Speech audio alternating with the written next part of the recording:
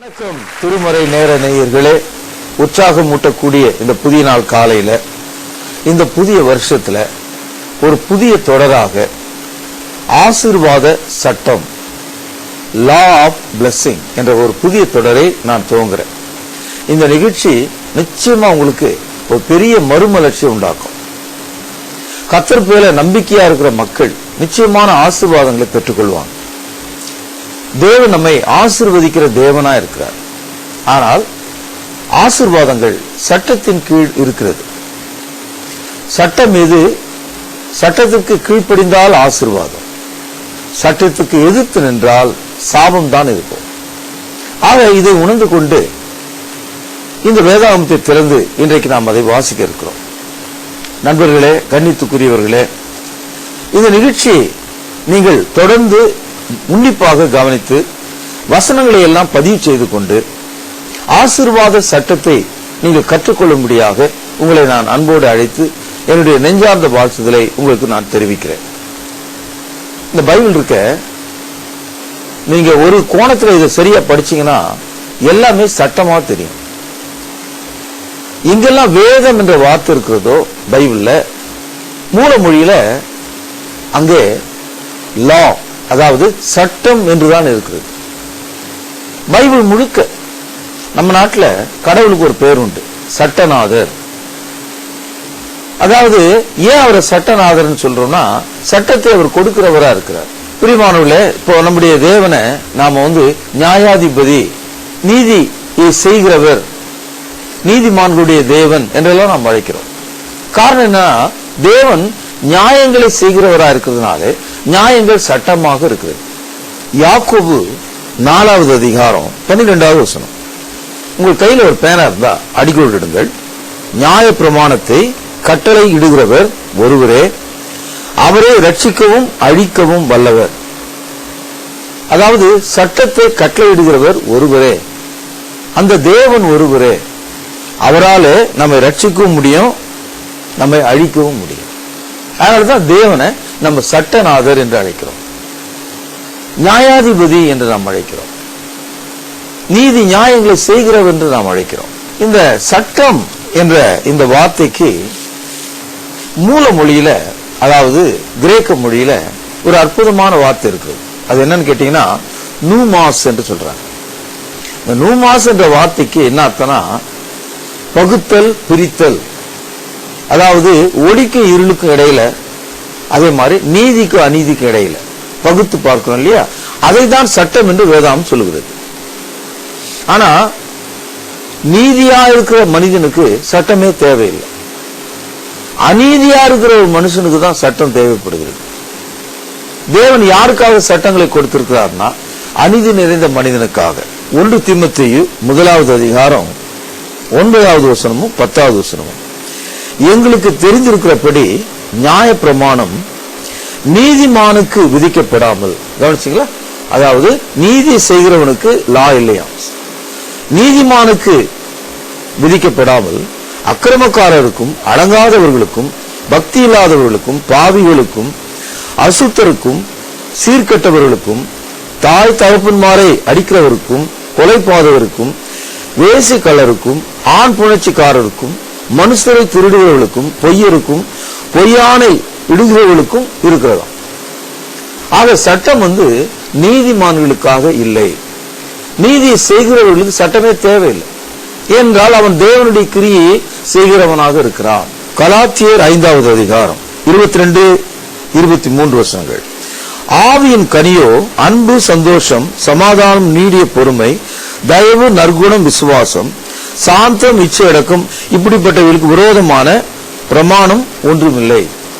There is no such law. அதாவது இங்கே சொல்லப்பட்ட இந்த ஆவியின் கனிகளின்படி வாழ்கிற ஒரு ஆத்மாவுக்கு சட்டமே தேவையில்லை. There is no need of a law.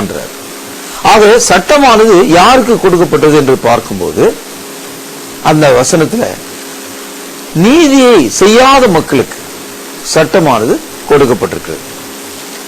ரொம்ப முக்கியமான ஒரு கேள்வி என்னன்னா, ஏன் இந்த சட்டம் சட்டம் என்று சொன்னால் அதற்கு என்ன அர்த்தம் அப்படின்னு நம்ம கேட்டோம்னா, சட்டம் என்பது வேற ஒன்றுமில்லை, தேவனுடைய நீதி தான். தேவனுடைய நீதியை தான் வேதாகமும் சட்டம் என்று அழைக்கிறது. ஏன்னா தேவன் நீதியா இருக்கிறார். ஆக நீதியா இருப்பதுதான் சட்டமா இருக்க முடியும். நம்முடைய நாட்டில் பார்த்தீங்கன்னா பல ஆயிரக்கணக்கான சட்டங்கள் நம்மை ஆள்வதற்காக இருக்கிறது. இந்தியா குடியரசு ஆனதுக்கு பிறகு சட்டங்களை திருத்திக் கொண்டே இருக்கிறோம். ஏன்னா பழைய சட்டம் சரியில்லைன்னு. ஆனால் தேவனுடைய சட்டங்கள் மாறாததாக இருக்கிறது. ஆகவே வாட் இஸ் லா அப்படின்னு நீங்க கேட்டீங்கன்னா, ரைச்சியஸ்னஸ் அதான் அந்த லான்ற வார்த்தைக்கு, அதாவது சட்டம் என்ற வார்த்தைக்கு அர்த்தம் தேவனுடைய நீதி. இப்போ தேவனுடைய நீதி ஆவிக்குரியதாக இருக்கிறது. அந்த ஆவிக்குரிய விஷயத்தை எழுத்து வடிவில் சொல்லும் போது அதை சத்தியம் என்று சொல்லலாம். ஆக சட்டம் என்பது நீதி, நீதி என்பது ஆவிக்குரியதாக இருக்கிறது. அதை நாம் மொழியிலே சொல்லும் போது, எழுத்து வடிவை கொண்டு வரும்போது அதை நாம் சத்தியம் என்று சொல்கிறோம். Righteousness and truth cannot be separated. ஒரு நாணயத்தினுடைய இரு பக்கம் போல இருக்கு. ஒரு பக்கத்திலே நீதி என்று சொன்னால் அதை மறுபக்கத்திலே சத்தியம் என்று நாம் அழைக்கலாம். ரோமர் 3வது அதிகாரம் 4வது வசனத்திலே இப்படி நம்ம படிக்கிறோம். தேவன் நீதி நியாயத்தை விசாரிக்கும் போது அவர் நீதிபரராய் காணப்படுவாராம், மனிதன் பொய்யனாக காணப்படுவானாம். ஆகவே தேவனுடைய நீதி சத்தியத்தை நமக்கு காண்பிக்கிறது, மனிதனுடைய அநீதி அவனை பொய்யனாக காண்பிக்கிறது. இந்த பைபிள் முழுக்க நீங்க பாத்தீங்கன்னா எல்லாமே சட்டமா இருக்கு. நீங்க அந்த கோணத்துல பார்த்தா அது உங்களுக்கு தெரியும். உதாரணத்துக்கு ஆதியாகமம் 1வது அதிகாரம் 2ஆம் அதிகாரத்தை நீங்க படிச்சு பார்த்தீங்கன்னா எல்லாமே சட்டமாகவே இருக்குது. உதாரணமாக பல சட்டங்கள் பைபிள் இருந்தாலும் இன்றைக்கு 5 சட்டங்களை உங்களுக்கு நான் காண்பிக்க விரும்புகிறேன். அதாவது ஆவியின் சட்டம். இந்த ஆவியினுடைய சட்டத்தை ஆதாம் மீறினான், நாமும் அவ்விதமாகவே மீறி இருக்கிறோம். இந்த ஆவியின் சட்டத்தை மீறினதுனால தான் பாவமும் மரணமும் மனிதன் மீது வந்து சேர்ந்தது. ஆக இந்த பாவ மரணத்திலிருந்து விடுதலையாக்கும்படி தேவன் இன்னொரு ஆவியின் சட்டத்தை நமக்கு தந்தார். அதான் இயேசு கிறிஸ்து. இயேசு கிறிஸ்துக்குள்ள நம்முடைய பாவமும் மரணமும் நீக்கி நமக்கு விடுதலை கிடைக்கிறது. ஆவியின் பிரமாணம் நம்மை மீட்டு விடுகிறது. இரண்டாவது, இந்த பைபிள்ல நாம் பார்க்கிற ரொம்ப அற்புதமான ஒரு சட்டம் படைப்பின் சட்டம். நீங்க ஆதியாகமம் 1வது அதிகாரத்திலிருந்து அந்த முழு அதிகாரத்தை படிச்சு பார்த்தீங்கன்னா தேவன் எப்படி படைக்கிறவராக உருவாக்குறவராக இருக்கிறார். அதுல எல்லாவற்றிலும் சட்டம் ஒன்று இருக்கிறத நீங்க பார்க்கலாம். படைக்கிறதுன்னு சொல்லும் போதே அது ஒரு சட்டத்துக்குரியதாக இருக்கிறது. கிரியேஷன் இட்செல்ஃப் எ லா. இயற்கைக்கு உட்பட்ட ஒரு சட்டமாக அது இருக்கு. இரண்டாவது பாருங்க, இந்த உலகத்தை தேவன் ஒரே நொடியில உண்டாக்கல, 6 நாளில் அதை உண்டாக்கினார். 6 நாள் என்பது ஒரு நாள் என்பது ஒரு பகலும் ஒரு இரவு சேர்ந்து தானே. அப்போ தேவன் கூட சட்டத்தை உடைக்காமலேயே மீறாமலேயே அந்த படைப்பு சட்டத்தை அவர் உருவாக்குறவராக இருக்கிறார். God uses the law of creation in a proper way. முழுமையாக அதை செயல்படுத்துகிறார். பாருங்க, உலகமானது வானம் பூமி உண்டாக்கப்பட்டு மனிதன் வரைக்கும் பார்த்தீங்கன்னா 6 நாள் ஆச்சு. ஒன்று பின்னால ஒன்று உருவாக்கப்பட்டிருக்கு. முதல்ல ஒரு நிலத்தை வாங்கணும், அதுக்கு பிறகு ஒரு வீட்டை கட்டணும், நாம் அதற்குள்ள ஒரு திருமணமாகி ஒரு குடும்பமாக செல்லணும், அப்புறம் பிள்ளைகள் பிறக்கணும், அப்புறம் நிம்மதியாக வாழணும்.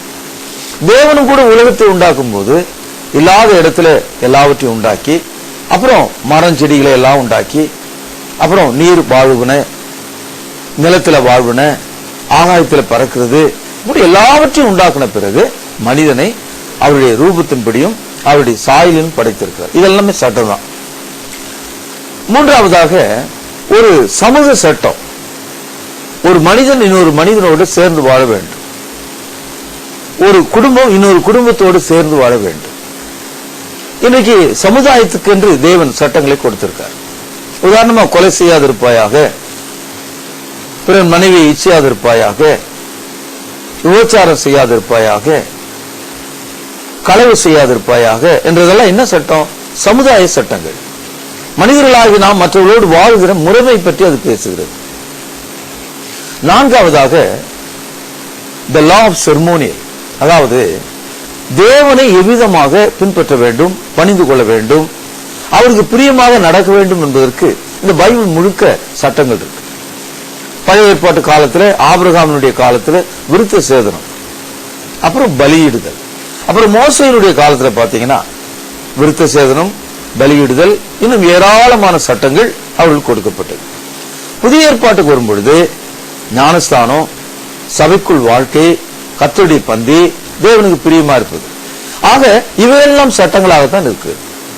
கடைசியாக ஆசீர்வாத சட்டம். இந்த ஒரு சட்டத்தை நம்ம கவனிக்கல. சில விஷயங்களை கவனம் செலுத்துறோம், சில விஷயங்கள் நம்ம கவனிக்கிறது இல்லை. இன்னைக்கு எல்லாம் பாத்தீங்கன்னா தொலைக்காட்சியில நாளெல்லாம் கர்த்தர் உன்னை ஆசீர்வதிப்பார் என்று ஜனங்கள் சொல்றாங்க.